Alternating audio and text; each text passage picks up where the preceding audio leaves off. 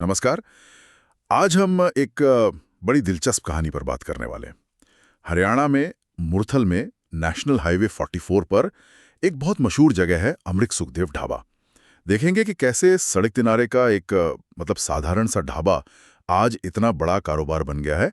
और इस चर्चा के लिए हमने एक सोर्स देखा है। ये एक लेख है जो रॉकी सग्गू कैपिटल के एक वीडियो पर आधारित है। रॉकी सग्गू कैपिटल वो बिजनेस और रियल एस्टेट पर कंटेंट बनाते हैं, है ना। तो देखते हैं इस सोर्स से क्या क्या पता चलता है। सबसे पहली बात जो ध्यान खींचती है वो ये कि ये ढाबा जो कभी शायद सिर्फ ट्रक ड्राइवरों के लिए था, आज सुनने में आया है कि सालाना 100 करोड़ रुपए के आसपास कमा रहा है। ये आंकड़ा ही अपने आप में मतलब अविश्वसनीय सा लगता है। सवाल यही है कि ये हुआ कैसे, ये सफर कैसे तय हुआ। चलिए इसी पर बात करते हैं। हाँ बिल्कुल। और ये सफर काफी लंबा है। इसकी शुरुआत हुई थी 1956 में। सरदार प्रकाश सिंह जी ने इसे शुरू किया था। उस वक्त NH-44 नया ही था। उन्होंने जरूरत महसूस की कि ट्रक ड्राइवर्स के लिए रास्ते में रुकने और खाने की जगह होनी चाहिए, तो एक छोटा सा ढाबा खोला। अच्छा, बिल्कुल बेसिक शुरुआत। हाँ, बहुत बेसिक। मेन्यू भी एकदम सीधा साधा था, दाल रोटी सब्जी चावल। और बैठने के लिए कोई कुर्सी केबल नहीं, बस चारपाइयाँ थीं, एकदम ठेठ ढाबा स्टाइल।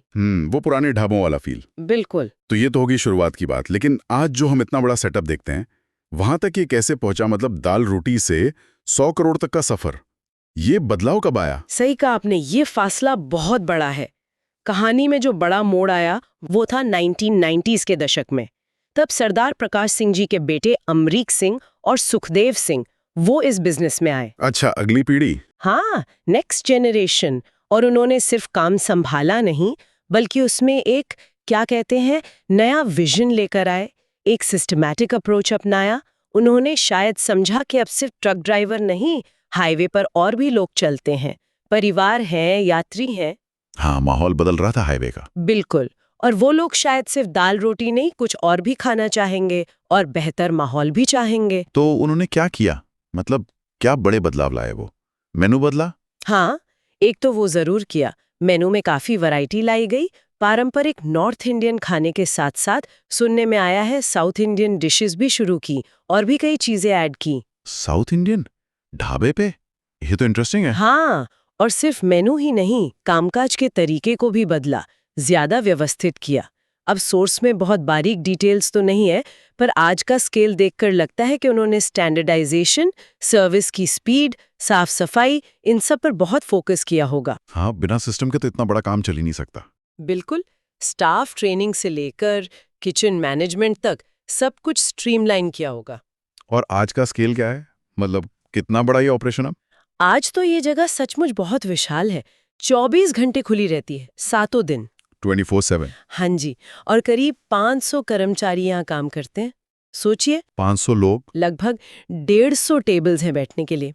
और उनकी एफिशिएंसी देखिए, औसतन हर 45 मिनट में टेबल पलट जाता है, मतलब नए ग्राहक आ जाते हैं। 45 मिनट का टर्न अराउंड, ये तो कमाल है।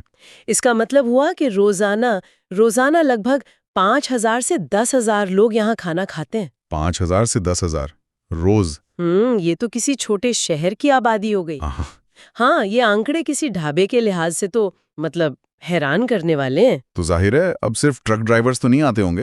अब कौन आता है वहाँ ज्यादातर? अब तो हर तरह के लोग आते हैं, जैसे दिल्ली चंडीगढ़ रूट पर चलने वाले परिवार, हाँ। कॉलेज स्टूडेंट्स जो शायद लेट नाइट ड्राइव पर निकले हों। हाँ, दिल्ली और आसपास के कॉलेजों से। बिल्कुल, आसपास के शहरों से लोग वीकेंड पर खास तौर पर आते हैं। और हाँ, वो यात्री भी जो सिर्फ उनके मशहूर मक्खन वाले पराठों के लिए ही रुकते हैं। अच्छा, पराठे अभी भी फेमस है? हाँ, वो उनकी पहचान है। तो उन्होंने अपने कस्टमर बेस को बहुत सक्सेसफुली बढ़ाया है। और इसी बड़े कस्टमर बेस का नतीजा है वो 100 करोड़ सालाना रेवेन्यू का आंकड़ा जिसकी बात हमने शुरू में की थी। ये वाकई कमाल की कहानी है।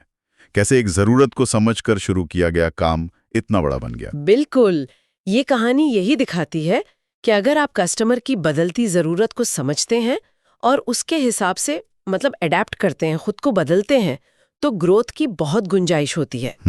और दिलचस्प बात ये भी है कि इतने बदलावों के बाद भी, मेन्यू में इतनी वैरायटी लाने के बाद भी, उनकी जो मेन पहचान है वो आज भी वही मक्खन वाले पराठे हैं। अच्छा, वो यूएसपी अभी भी कायम है। हाँ, वो आज भी सबसे ज्यादा बिकने वाली चीज है शायद।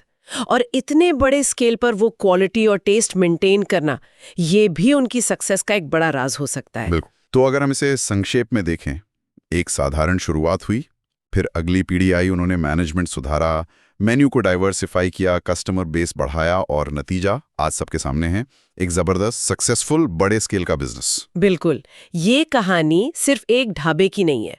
ये भारत के हाईवेज पर जो एंटरप्रेन्योरशिप की भावना है, उसकी एक मिसाल है। और ये बदलते हुए भारत, बदलती हुई कंज्यूमर संस्कृति को भी दिखाती है। कैसे छोटे ढाबे भी ऑर्गेनाइज्ड होकर सही स्ट्रैटेजी से बड़े ब्रांड बन सकते हैं। सही कहा। और ये सोचने पर मजबूर करता है कि हाँ, यही सोचने वाली बात है कि हमारे आसपास सड़क किनारे या छोटे शहरों में ऐसे और कितने साधारण से दिखने वाले बिजनेस होंगे जिनमें ऐसी ही अनदेखी जबरदस्त ग्रोथ और सफलता की कहानियां छिपी हो सकती हैं। शायद हमें उन्हें सिर्फ वैसे नहीं देखना चाहिए जैसे वो आज दिखते हैं, बल्कि उनकी संभावनाओं के साथ देखना चाहिए।